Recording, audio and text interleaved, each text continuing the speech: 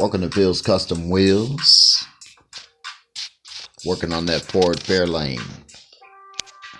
We lost a few parts while we were doing it, so I had to make a back windshield for it. We lost a motor for it. So what we have here is an LS2 engine, and we're about to drop it in the Ford Fairlane. Here's an update. This is one of my few attempts at a two-tone paint job. Being a little lazy tonight. No tape.